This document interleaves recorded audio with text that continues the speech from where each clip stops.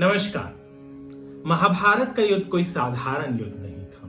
कहते हैं कि आज भी कुरुक्षेत्र की मिट्टी जहां महाभारत का युद्ध हुआ था लाल है, क्योंकि इतना लहू बहा था। हजारों साल पहले हुए इस युद्ध की वजह से आज भी वहां की मिट्टी लाल है। महाभारत के युद्ध में पांडव जीते थे, कौरव हार चुके थे।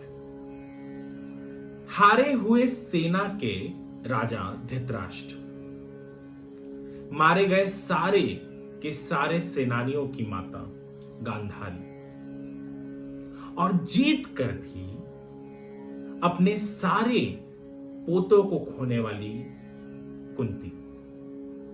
कहते हैं कि इन तीनों का दुख एक समान था, क्योंकि इन तीनों ने महाभारत के युद्ध में अपनों को खोया था। हालांकि कुंती के पुत्रों ने महाभारत का युद्ध जीता जरूर था, परंतु कुंती खुश नहीं थी।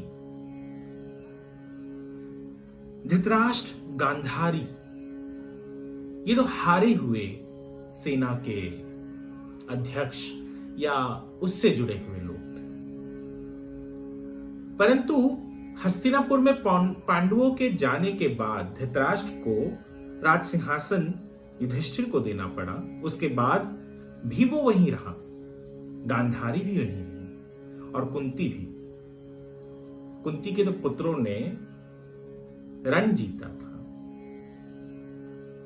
कहते हैं 15 साल तक वो वहां रहने के बाद गांधारी, धृतराष्ट्र और कुंती, इन तीनों ने यह निश्चय किया कि वह अब जंगल में जाएंगे, वहां रहेंगे। पहले ऐसे एक रिवाज होती थी या प्रथा थी जहां पर अपने उम्र के आखिरी पड़ाव में लोग जंगल में जाकर तपस्या करते थे या उनसे की गई गलतियों द्वारा जो उन्होंने इस जीवन में किया है उसका पश्चाताप करते थे।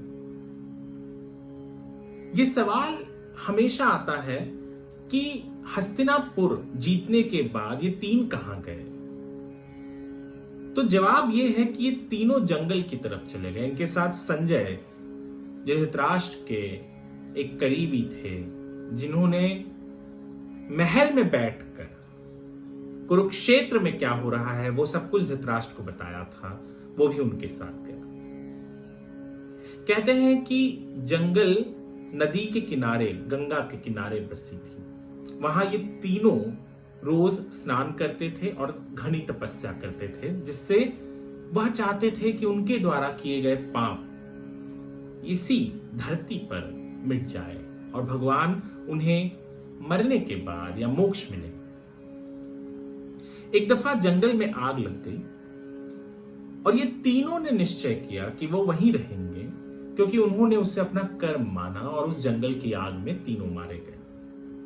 तीनों का बहुत बचाने की या समझाने की कोशिश संजय ने की, परंतु संजय की बात उन्होंने नहीं सुनी, क्योंकि धृतराष्ट्र का यह मानना था कि यह जंगल की आग ही उन्हें मोक्ष पहुंचाएगी, और वो वहीं रहे।